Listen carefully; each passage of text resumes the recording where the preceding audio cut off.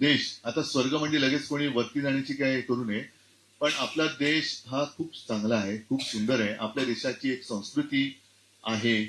त्या देशाला ह्यांनी थोतांड करून नाचून टाकलंय आणि देशाचा हे नरक बनवायला चाललेले आहेत.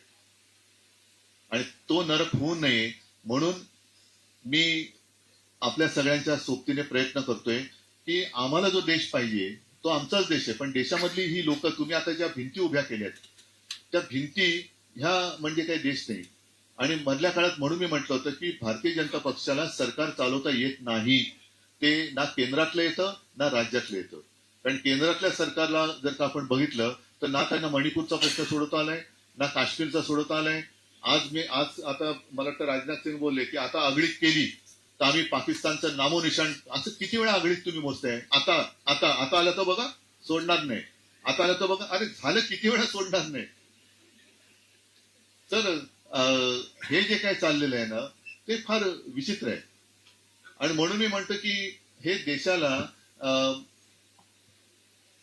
हुकुमशाहीच्या दिशेने घेऊन चाललेले आहे.